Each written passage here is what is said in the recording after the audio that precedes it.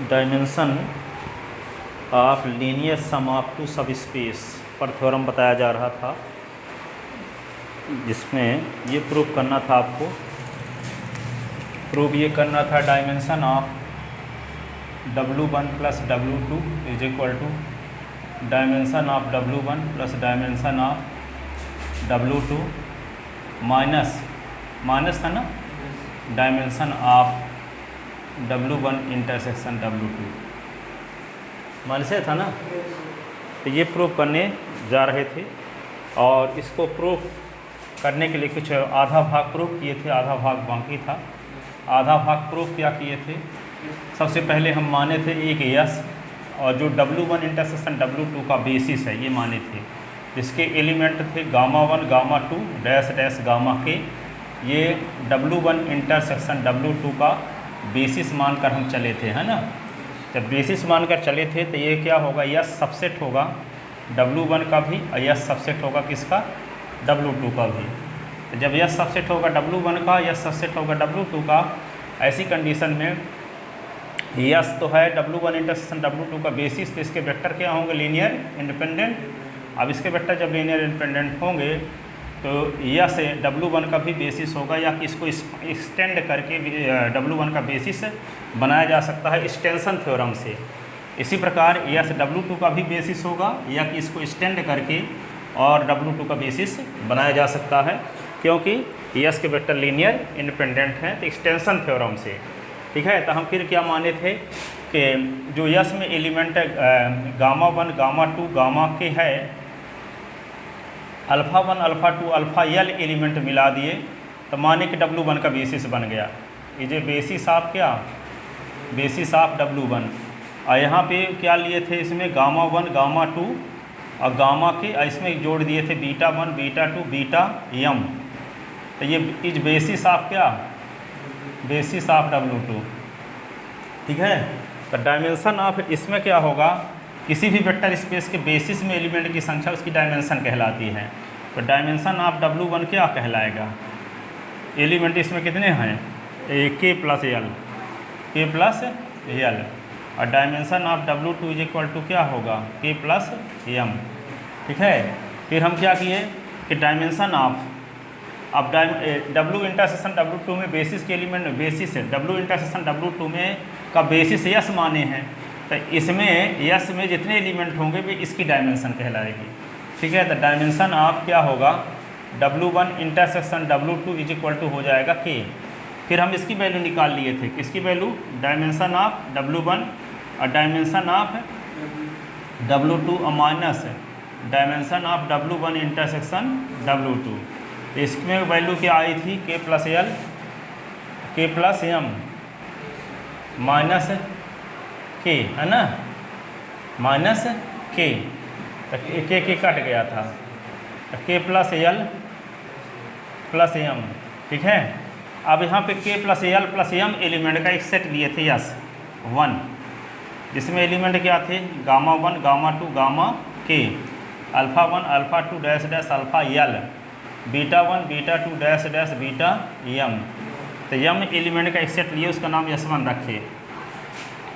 अब इसको हम सिद्ध करना चाहते हैं कि S1 क्या है, S1 क्या है, W1 प्लस W2 का बेसिस है। W1 प्लस W2 लीनियर सम है W1 और W2 का, तो इसका बेसिस सिद्ध करना चाहते हैं S1 का। तो कल हम सिद्ध कर चुके थे लास्ट लेक्चर में कि S1 W1 और W2 का बेसिस प्रूफ करने के लिए दो कंडीशन दिखानी जरूरी है। क्या, कि S1 के वेक्टर लीनियर इंडिपेंडेंट है और W1 और W2 का ईच एलिमेंट S1 के वेक्टर के लीनियर कॉम्बिनेशन के फॉर्म में रिप्रेजेंट हैं। ठीक है। तो एक कंडीशन हम कल दिखा दिए थे कि S1 के वेक्टर लीनियर इंडिपेंडेंट हैं। अब हम ये दिखाने वाले हैं कि W1 और W2 का ईच एलिमेंट, ठीक है, S1 के वेक्टर के लीनियर कॉम्बिनेशन के फॉर्म में लिखा जा सकता है। अर्थात ये दिखाना चाहते हैं कि W1 plus W2 is equal to linear span of S1, ये प्रूव करना चाहते हैं, लीनियर स्पान ऑफ S1। ठीक है। W1 और W2 का जो लीनियर सम है वे लीनियर स्पान ऑफ S के बराबर है। तो ये प्रूव करने के लिए क्या करना जरूरी होगा, देखो दो चीज़ें आपको पीछे एक थ्योरम पढ़े हो कि लीनियर स्पान ऑफ जो यस है यस को कंटेन करने वाला वी एफ का सबसे छोटा वेक्टर स्पेस होता है। प्रूव किए हो? Linear span yes, linear span of S है, यस को कंटेन करने वाला वी एफ का सबसे छोटा वेक्टर सब स्पेस होता है, वेक्टर सब स्पेस होता है। तो ये कन्फर्म है कि लीनियर स्पान ऑफ S1 जो होगा वेक्टर सब स्पेस होगा, इसमें S1 कंटेन होगा। ठीक है, S1 कंटेन होगा। अब ये सबसे छोटा वेक्टर सब स्पेस है। ठीक है, किसका? W1 प्लस W2 का। ठीक है, नहीं ये वी एफ का क्या होगा? लीनियर स्पान ऑफ S1 को कंटेन करने वाला सबसे छोटा वेक्टर स्पेस होता है। और ये भी जानते हो कि W1 और W2 का जो लीनियर सम है वह भी वेक्टर सब स्पेस होता है, वह भी वेक्टर सब स्पेस होता है वी एफ का। तो ये भी वेक्टर सब स्पेस है, ये भी वेक्टर सब स्पेस है, दोनों वी एफ के वेक्टर सब स्पेस हैं। तो ये भी जब जानते हो कि लीनियर स्पान ऑफ S1 सबसे छोटा वेक्टर सब स्पेस होता है, तो इन दो वेक्टर सब स्पेस में से बड़ा कौन होगा? W1 plus W2। ठीक है, चलो आ जाओ जल्दी से, आखिरी स्थान में पहुँच गए। ठीक है ना, तो ये पीछे का हाईलाइट बता रहे थे अभी। अब हम ये सिद्ध करना चाहते हैं कि S1 जो है, जिसमें K plus L plus M element का एक सेट लेंगे S1। अब इस S1 को दिखाएंगे कि इसके वेक्टर लीनियर इंडिपेंडेंट हैं, और दूसरा ये दिखाएंगे कि W1 plus W2 linear span of S1 के बराबर है। ठीक है, तो ये हम दिखा चुके थे पिछले दिन कि यहाँ पे S1 के वेक्टर लीनियर इंडिपेंडेंट हैं। अब हम ये दिखाने वाले हैं कि यहाँ पे W1 और W2 का हर एक एलिमेंट S1 के वेक्टर के लीनियर कॉम्बिनेशन के फॉर्म में लिखा जा सकता है। अर्थात ये दिखाना है कि W1 plus W2 is equal to linear span of S है। तो दो सेट को इक्वल सेट प्रूव करने का क्या तरीका है? ए सबसेट ऑफ बी दिखा दो, अब ये सबसेट ऑफ ए दिखा दो, तो ए सबसेट बी हो जा ए इज इक्वल टू बी हो जाता है। ठीक है ना, तो हमारा मकसद क्या है प्रूव करने का? देखो अब सुन लो अच्छे से थोड़ा सा। हमारा मकसद ये है सिद्ध करने का कि W1 प्लस W2 को दिखा दें लीनियर स्पान ऑफ S1 के बराबर। तो इसको ये दिखाने के लिए दो चीज़ें दिखाना ज़रूरी है। एक बात तो आपको ये दिखाना पड़ेगा कि W1 प्लस W2 सबसेट है लीनियर स्पान ऑफ S1 का, और एक बार ये दिखाना पड़ेगा कि linear span of S subset है W1 प्लस W2 का। तो दोनों इक्वल सेट हो जाएंगे, तो ये आ जाएगा W1 plus W2 is equal to linear span of S। इसका मतलब ये होगा कि W1 प्लस W2 का हर एक एलिमेंट S1 के वेक्टर के लीनियर कॉम्बिनेशन के फॉर्म में लिखा जा सकता है। ठीक है, अब देखो यहाँ पे ये दिखाने के लिए, एक दूसरे के सबसेट दिखाने के लिए ये ज़रूरी है। आप ये जानते हो कि linear span of S1 vector सब स्पेस होता है VF का। Linear span of S1 theorem पीछे पढ़ चुके हो। लीनियर स्पान ऑफ यस को कंटेन करने वाला VF का सबसे छोटा वेक्टर सब स्पेस होता है। पढ़े हो ना? लीनियर स्पान ऑफ यस को कंटेन करने वाला VF का सबसे छोटा वेक्टर सब स्पेस होता है। ठीक है, इसलिए S1 कंटेन करने वाला linear span of S1 VF का सबसे छोटा वेक्टर सब स्पेस हो गया। ये भी जानते हो कि VF का W1 और W2 के लीनियर सम को डिनोट करते हैं W1 प्लस W2 से, और ये भी VF का वेक्टर सब स्पेस होता है, प्रूव कर चुके हैं पीछे। ठीक है, तो ये भी VF का वेक्टर सब स्पेस है, ये भी VF का वेक्टर सब स्पेस है, लेकिन ये सबसे छोटा वेक्टर सब स्पेस है क्योंकि लीनियर स्पान ऑफ यस को कंटेन करने वाला VF का सबसे छोटा वेक्टर सब स्पेस होता है। इससे बड़ा कोई दूसरा वेक्टर स्पेस, इससे छोटा कोई दूसरा वेक्टर स्पेस नहीं हो सकता। यदि होगा तो क्या होगा? बड़ा ही होगा। तो ये भी वेक्टर सब स्पेस है VF का, ये भी वेक्टर सब स्पेस है VF का। तो ये वाला सबसे छोटा होता है, इसलिए ये वाला सुपर सेट होगा कि नहीं होगा? इसका क्या होगा? इससे बड़ा सेट होगा। इसका मतलब ये प्रूव हो गया कि लीनियर स्पान ऑफ S1 इस subset of W1 plus W2। समझ में आ गया? ये भी वेक्टर सब स्पेस है VF का, ये भी वेक्टर सब स्पेस है VF का, लेकिन हम जानते हैं कि लीनियर स्पान ऑफ यस को कंटेन करने वाला VF का सबसे छोटा वेक्टर स्पेस होता है। इसलिए यहाँ लीनियर स्पान ऑफ S1 जो होगा इन दोनों वेक्टर सब स्पेस में छोटा होगा। तो यहाँ लीनियर स्पान ऑफ S1 इस subset of W1 plus W2।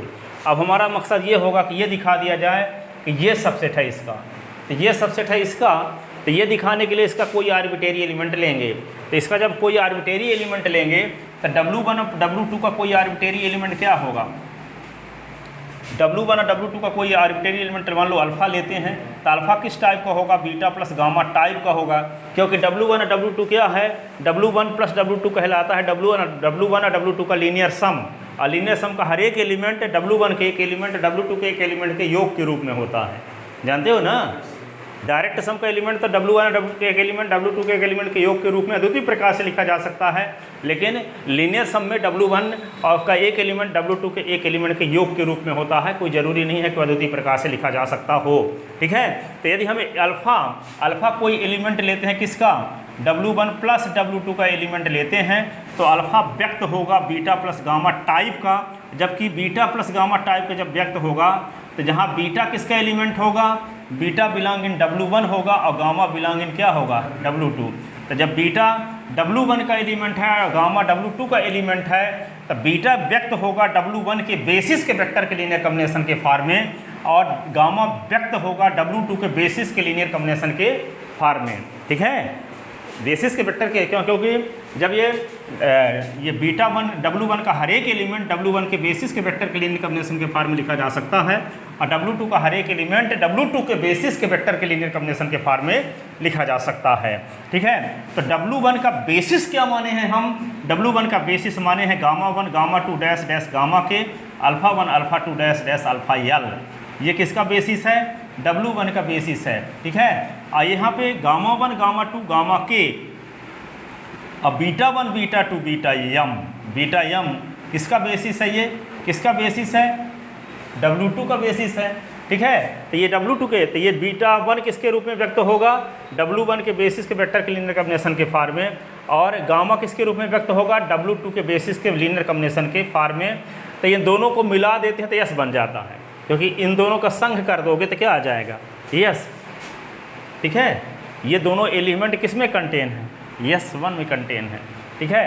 तो यहाँ पे W1 के बेसिस के वेक्टर का लीनियर कॉम्बिनेशन और W2 के बेसिस के वेक्टर का लीनियर कॉम्बिनेशन मिल के क्या हो जाएगा, S1 के वेक्टर का लीनियर कॉम्बिनेशन क्या हो जाएगा, S1 के वेक्टर, क्योंकि इन दोनों का संघ कर दोगे तो यस के एलिमेंट आ जाएंगे, तो यस के एलिमेंट आ जाएंगे तो यस के वेक्टर का लीनियर कॉम्बिनेशन आ जाएगा, और जब यस के वेक्टर का लीनियर कॉम्बिनेशन आ जाएगा तो किसको बिलोंग कर जाएगा, ये alpha linear span of S1 को बिलोंग कर जाएगा, किसको बिलोंग कर जाएगा, लीनियर स्पान ऑफ S1 को बिलोंग कर जाएगा। तो alpha belong in linear span of S1, तो अल्फ़ा हम किसका आर्बिट्रेरी एलिमेंट लिए थे, W1 प्लस W2 का एलिमेंट लिए थे, तो वही एलिमेंट इसको में बिलोंग कर गया, जिसका मतलब इसका हर एक एलिमेंट इसमें कंटेन होगा, और इसका हर एक एलिमेंट इसमें जब कंटेन होगा तो ये सबसेट हो जाएगा किसका, इसका, अर्थात W1 प्लस W2 सबसेट हो गया क्या, लीनियर स्पान ऑफ S1 का। तो ये इक्वेशन हो गया मान लो A, और ये इक्वेशन क्या हो गया B, ठीक है। तो A और B से क्या होगा, W1 plus W2 is equal to linear span of S1, linear span of S1। इस प्रकार S1 के वेक्टर हम दिखा चुके थे कि लीनियर इंडिपेंडेंट हैं, यहाँ हम ये भी दिखा दिए कि W1 प्लस W2 का हर एक अवयव S1 के वेक्टर के लीनियर कॉम्बिनेशन के फॉर्म में लिखा जा सकता है। इसलिए W1 और W2 की डायमेंशन क्या होगी, S1 में एलिमेंट की संख्या, और S1 में एलिमेंट कितने हैं, K plus L plus M, K plus L plus M, ये K एलिमेंट, ये L एलिमेंट, ये M। इसका मतलब ये हुआ कि W1 और W2 की जो डायमेंशन होती है क्या कहलाती है, W1 प्लस W2 के बेसिस में एलिमेंट की संख्या, और इसका बेसिस सिद्ध कर दे कि S1 है, तो S1 में एलिमेंट की संख्या क्या है, K plus L plus M। तो इसकी डायमेंशन क्या हो गई, K plus L plus M। ये हम दिखा ही चुके थे कि dimension of W1 plus dimension of W2 minus है dimension of W1 intersection W2 बराबर भी K plus L plus M है, तो दोनों इक्वल हो गए। इसका मतलब ये हुआ कि dimension of W1 plus W2 is equal to dimension of W1 plus dimension of W2 minus dimension of W1 intersection W2। तो इस प्रकार हम इसको प्रूव किए, और इसको प्रूव करने के बाद डायमेंशन ऑफ, देखो यहाँ पे dimension of W1 plus W2 is equal to हम क्या प्रूव कर दिए कि डायमेंशन ऑफ W1 और डायमेंशन ऑफ W2 और minus dimension of W1 intersection W2, ये प्रूव किए। अब ये जानते हो इसी में कहता है कि if V is direct sum of W1 और W2, यदि V W1 और W2 का डायरेक्ट सम हो, W1 और W2 का क्या हो, डायरेक्ट सम हो। ऐसी कंडीशन में क्या होगा, ये एक थ्योरम पढ़े थे, V इज इक्वल टू होता है W1 और W2 का लीनियर सम, और ये पढ़े थे कि W1 इंटरसेक्शन W2 एक सिंगलटन सेट जीरो होता है। ठीक है, यदि V W1 और W2 का डायरेक्ट सम है, ऐसी कंडीशन में V W1 और W2 का लीनियर सम भी होता है और दोनों के इंटरसेक्शन में सिर्फ जीरो एलिमेंट होता है। ठीक है, ऐसी कंडीशन में क्या होगा, डायमेंशन ऑफ V बराबर हो जाएगा dimension of W1 plus W2। ये इक्वेशन मान लो हो गया फर्स्ट, ये हो गया इक्वेशन सेकंड। फिर क्या जानते हो कि जब dimension of W1 intersection W2 is equal to zero है, इसका अर्थ क्या है कि जब इसमें सिंगलटन सेट जीरो है तो इसके बेसिस क्या होगा, इसका बेसिस इम्पिटी सेट होगा। इसका बेसिस क्या होगा, क्योंकि बेसिस तो वही होता है जिसके element linear non zero element हो। क्या होनी चाहिए, नॉन जीरो। तो इसमें तो नॉन जीरो एलिमेंट कोई है ही नहीं, तो इसका बेसिस क्या होगा, इम्पिटी सेट। और जब इसका बेसिस इम्पिटी सेट होगा तो इम्पिटी सेट में कितने एलिमेंट होंगे, एक भी एलिमेंट नहीं। इसका मतलब dimension of W1 intersection W2 is equal to क्या हो जाएगा, जीरो। क्या हो जाएगा, जीरो। तो यहाँ पे जब जीरो रख दोगे तो ऐसी कंडीशन में क्या होगा, ऐसी कंडीशन में यहाँ पे dimension of W1 plus W2 is equal to क्या आ जाएगा, डायमेंशन ऑफ W1 और डायमेंशन ऑफ W2 ये हो जीरो। ठीक है, अब यहाँ पे dimension of V is equal to ये भी है। ठीक है, W1 और W2 का लीनियर सम। ठीक है, तो ये इक्वेशन क्या हो गया, dimension of W1 plus W2 is equal to ये क्या होगा, dimension of W1 plus dimension of W2, और ये इसका नाम इक्वेशन क्या रख लो, थर्ड। ठीक है, तो यहाँ पे यदि ये वाली वैल्यू यहाँ रख दोगे तो क्या क्या आ गया, तो लिख दिए यहाँ ना, तो लिख दिए। इस प्रकार हम ये बोल सकते हैं कि इसके स्थान पे क्या लिखा जा सकता है, यहाँ से इक्वेशन सेकंड से डायमेंशन ऑफ V। तो dimension of V is equal to क्या होगा, dimension of W1 plus dimension of W2। ठीक है, तो यदि V W1 और W2 का क्या है, डायरेक्ट सम है, तब dimension of V is equal to क्या होगा, dimension of W1 plus dimension of W2 होगा। ठीक है,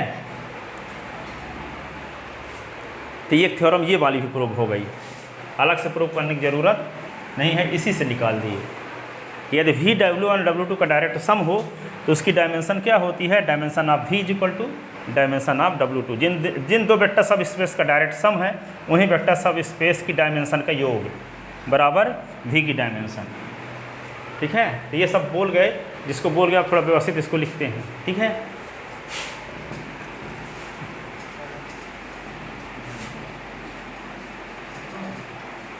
तो सेकंड पार्ट में लिखते हैं, now we have to show that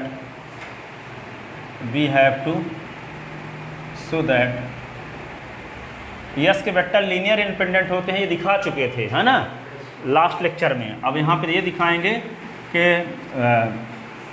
W1 और W2 का ईच एलिमेंट S1 के वेक्टर के लीनियर कॉम्बिनेशन के फॉर्म में रिप्रेजेंट है, so that W1 plus W2 is equal to linear span of S1। ये सिद्ध करना।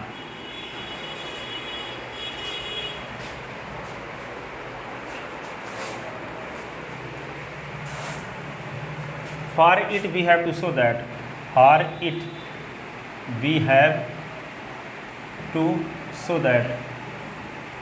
क्या दिखाना पड़ेगा, linear span of S1 is subset of W1 plus W2 and W1 plus W2 is subset of linear span of S1। ठीक है,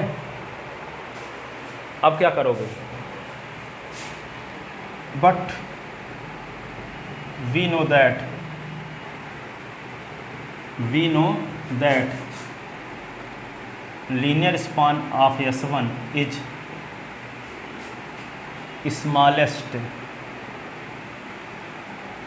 smallest vector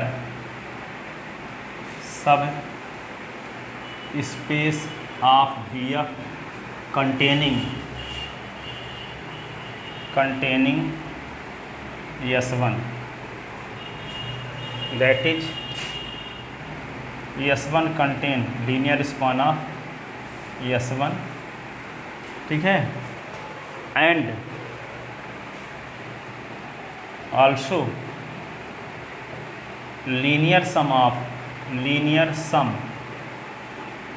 W1 and W2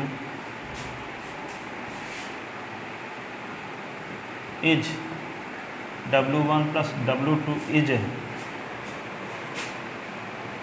a vector सब space of VF, ठीक है। तो जब ये W1 plus W2 भी vector सब स्पेस है और लीनियर स्पान ऑफ S1 भी वेक्टर सब स्पेस है, तो ये लीनियर स्पान ऑफ S क्या बोलते हैं, जैसे सबसे छोटा वेक्टर सब स्पेस होता है, तो इन दो वेक्टर स्पेस में बड़ा कौन होगा, W1 प्लस W2, क्योंकि लीनियर स्पान ऑफ S1 क्या होगा, S1 को कंटेन करने वाला VF का सबसे छोटा वेक्टर सब स्पेस होता है, इसलिए दूसरे जो वेक्टर सब स्पेस होंगे वे इससे बड़े होंगे, अर्थात इसके सुपर सेट होंगे, क्या होंगे, सुपर सेट, ठीक है। इसलिए therefore linear span of S1 is subset of W1 plus W2, ये इक्वेशन हो गया ए, क्या हो गया, ए। अब हम क्या करेंगे, now we have to show that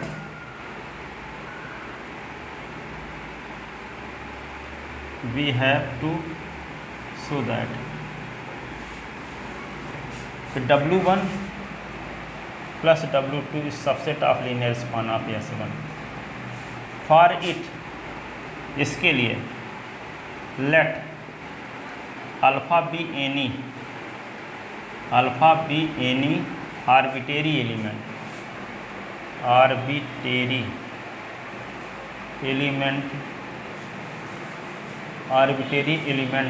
of W1 plus W2। Alpha को मान लेते हैं कि W1 प्लस W2 का आर्बिट्रेरी एलिमेंट है, तो उसी को दिखा दो कि S1 का वेक्टर है भी, S1 का भी एलिमेंट है, तो क्या होगा, तो अल्फ़ा बिलोंग इन क्या हो गया, W1 प्लस W2। तो अल्फ़ा किस टाइप का होगा, अल्फ़ा बराबर beta plus gamma, where beta 1 belong in W1 and gamma belong in W2।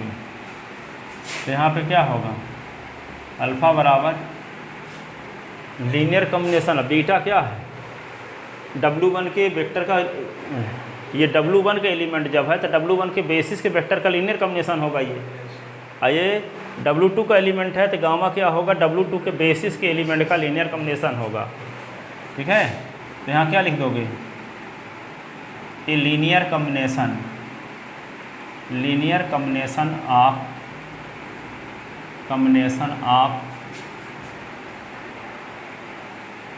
Basis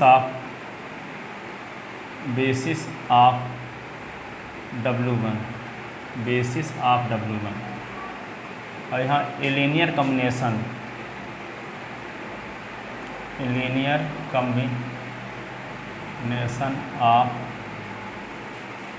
combination of basis of W2।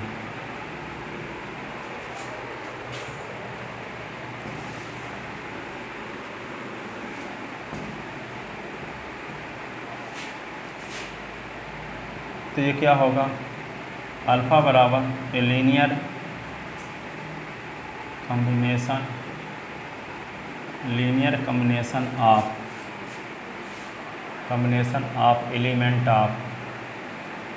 Element of S1। तो यहाँ पे क्या होगा, अल्फ़ा, अब S1 के एलिमेंट का लीनियर कॉम्बिनेशन क्या कहता है, लीनियर स्पान ऑफ S1 को बिलोंग करेगा, तो alpha belong in linear span of S1 के वेक्टर का लीनियर कॉम्बिनेशन किसको बिलोंग करता है, लीनियर स्पान ऑफ S1 को। तो क्या मिल गया आपको, since for alpha belong in W1 plus W2 we gate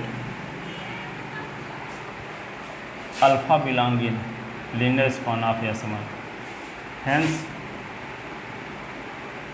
W1 plus W2 is subset of linear span of S1। ये इक्वेशन भी हुआ। तो from A and B, from A and B we get क्या हो जाएगा, W1 plus W2 is equal linear span of S1, linear span of S1। ठीक है,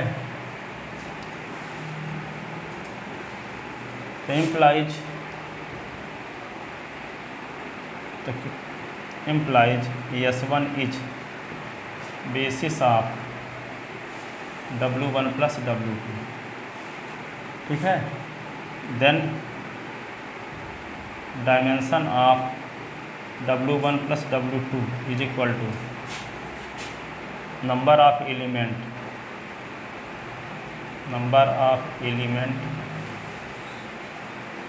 इन S1 में एलिमेंट की संख्या कहलाएगी W1 प्लस W2 की क्या, डायमेंशन कहलाएगी। ठीक है, अब तो S1 में एलिमेंट की संख्या है कितनी, K plus L plus M। तो dimension of W1 plus W2 is equal to K plus L plus M element न लिए थे S1 में, गामा 1 गामा 2 गामा के, alpha 1 alpha 2 alpha L, beta 1 beta 2 beta M, ये K plus L plus M। ये equation ये हो गया। बट ये इक्वेशन क्या होगा, ये इक्वेशन हो गया बी था, अब ये हो गया इक्वेशन सी। बट एज एवं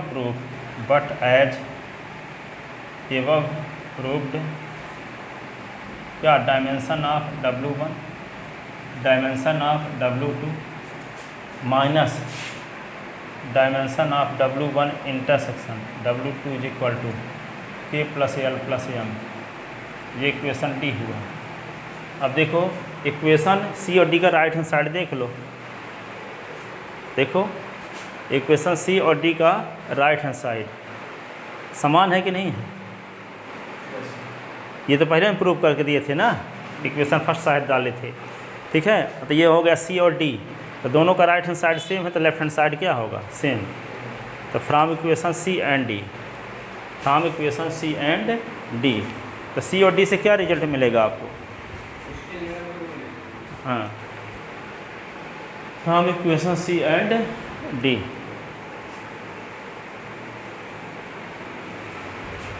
from equation C and D,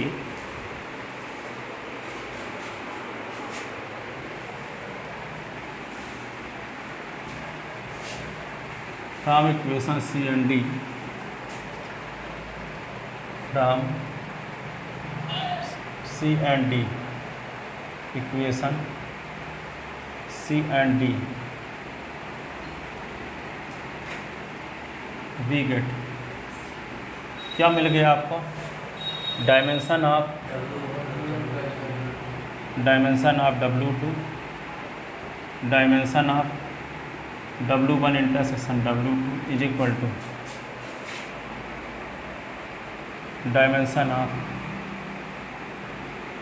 W1 plus W2।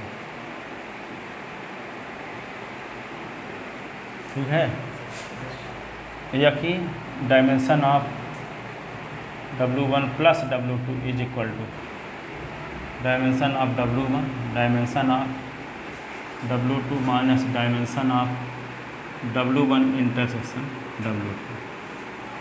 ठीक है,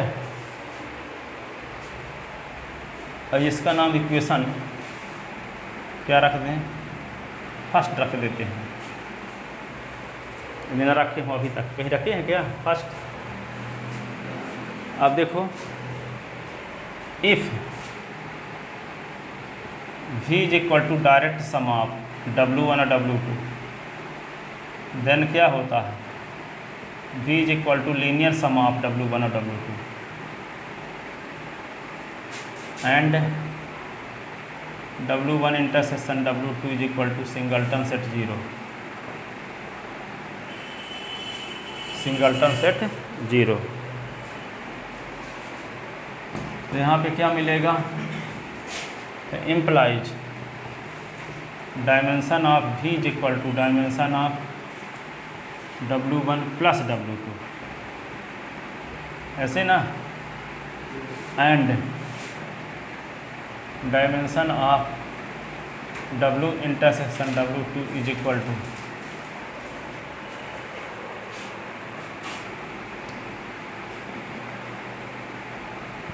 जीरो हो जाएगा, क्योंकि इसका बेसिस क्या होता है, एम्प्टी सेट होता है।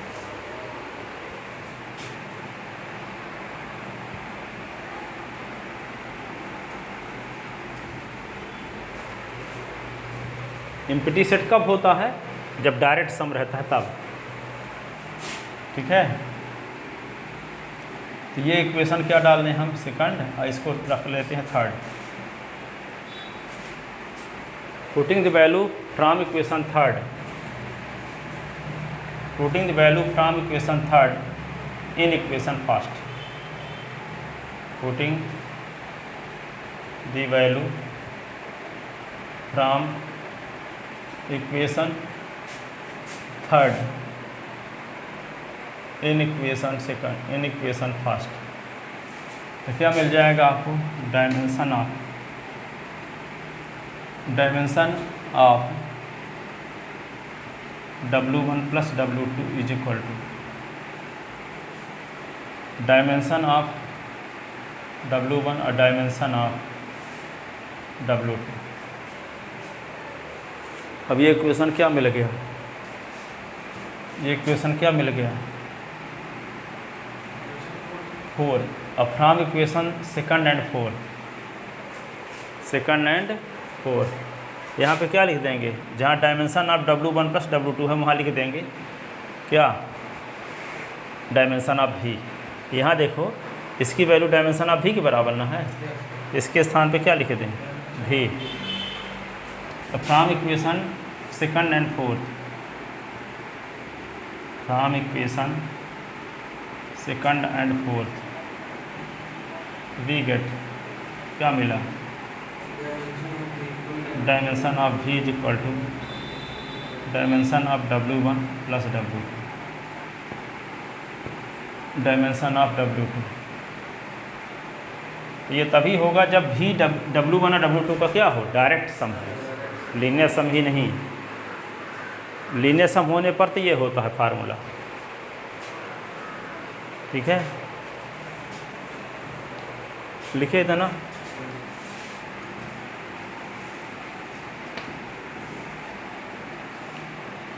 तो देखो ये इसका थ्योरम थी। तो कितने बज गए, कितने बजे आज जाओगे, कितने बजे से, हाँ ठीक है।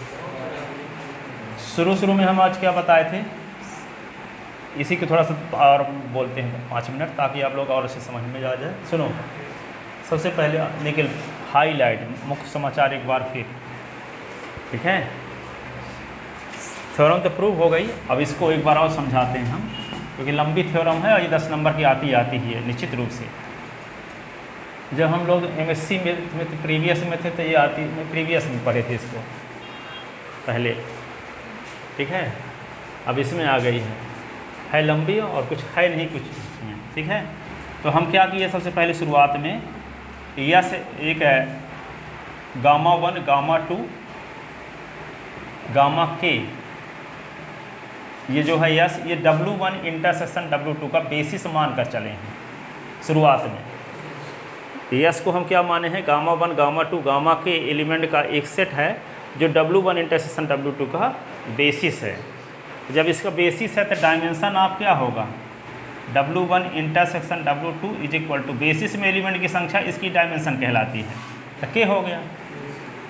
अब यस क्या है, बेसिस है किसका, W1 इंटरसेक्शन W2 का बेसिस है, तो निश्चित रूप से इसके वेक्टर क्या होंगे, लीनियर इंडिपेंडेंट होंगे, क्योंकि बेसिस कंडीशन क्या है, कोई सेट बेसिस तभी होता है जब इसके वेक्टर लीनियर इंडिपेंडेंट हो, और जिसका बेसिस है उसका हर एक एलिमेंट उसके वेक्टर के लीनियर कॉम्बिनेशन के फॉर्म में लिखा जा सकता हो।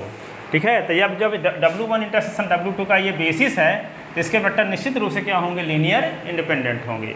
ठीक है, साथ ही यह सबसेट होगा W1 का भी और यह सबसेट होगा W2 का भी। जब इंटरसेक्शन का बेसिस है तो यस क्या होगा, सबसेट होगा W1 का भी और यह सबसेट होगा W2 का भी।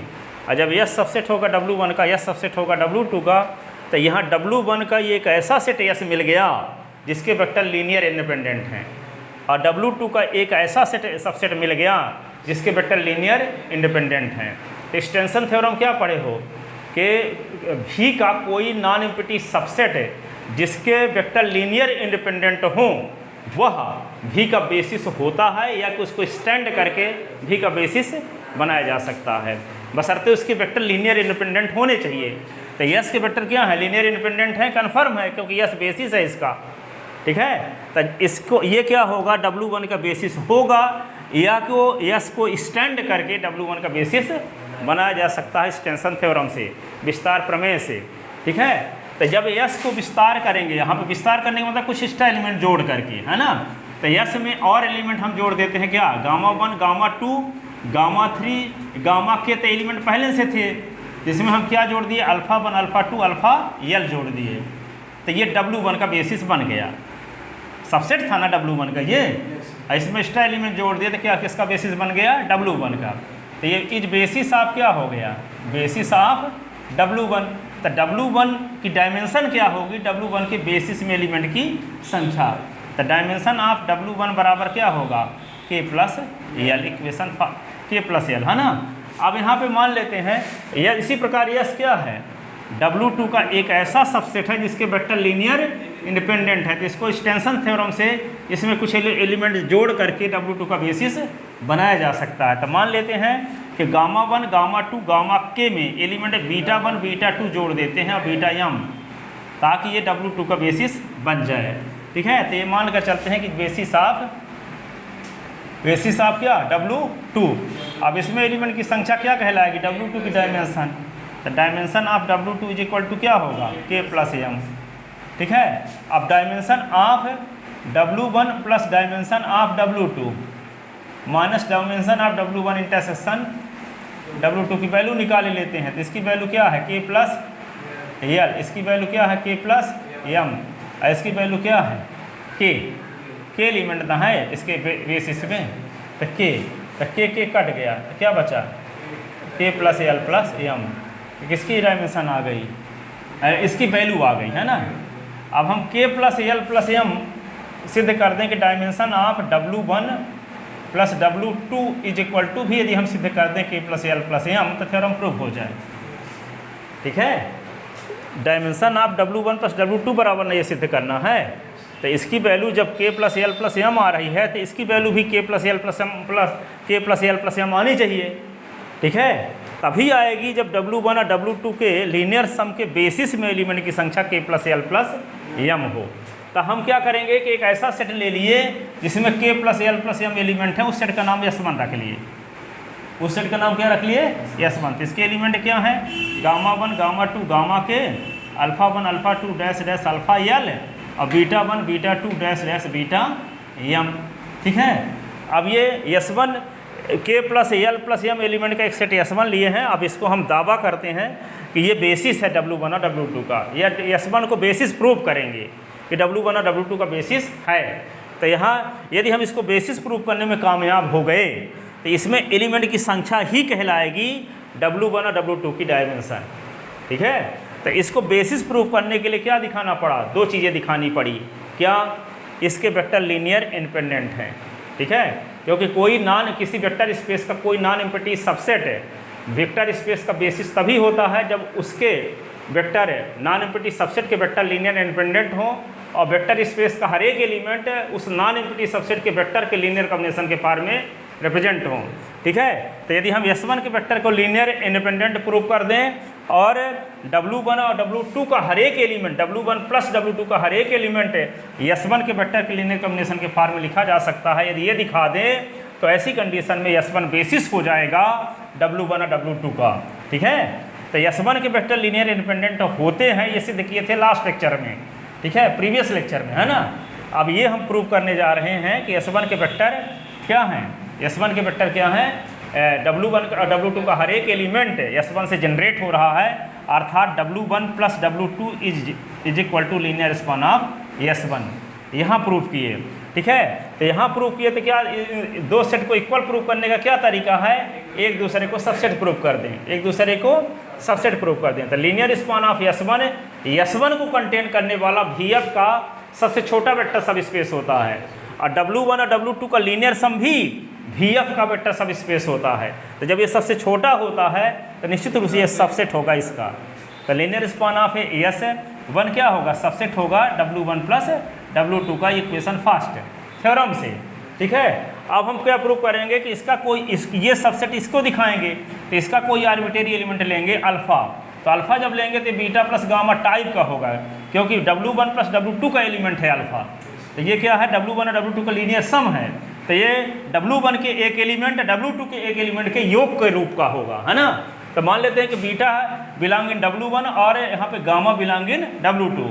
तो जो बीटा है W1 का जब एलिमेंट है, तो बीटा किसके रूप में व्यक्त होगा, W1 के बेसिस के वेक्टर के लीनियर कॉम्बिनेशन के फॉर्म में व्यक्त होगा, और गामा W2 के बेसिस के वेक्टर के लीनियर कॉम्बिनेशन के फॉर्म में व्यक्त होगा।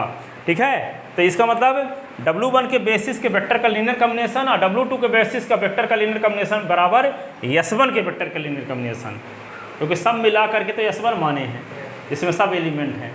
ठीक है, तो S1 के वेक्टर का लीनियर कॉम्बिनेशन आ गया।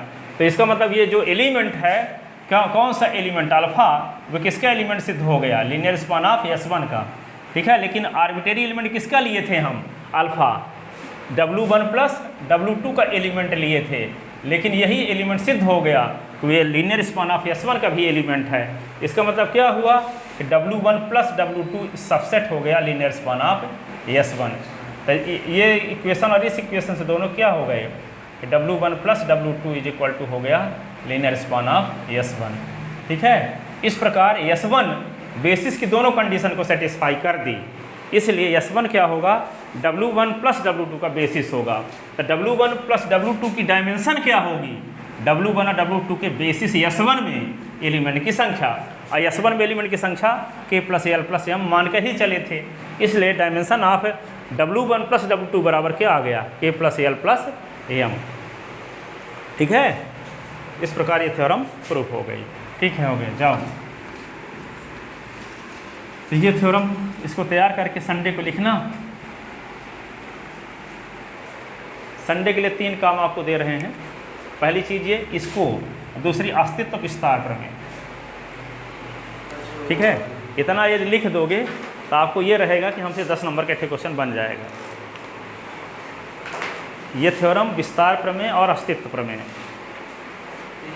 3 क्वेश्चन आज से तैयार करना शुरू करना और संडे को आके लिखना 7 से 8:30 तक।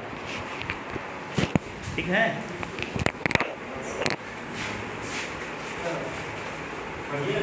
दिमाग का सही टेस्ट देने का मन करता है।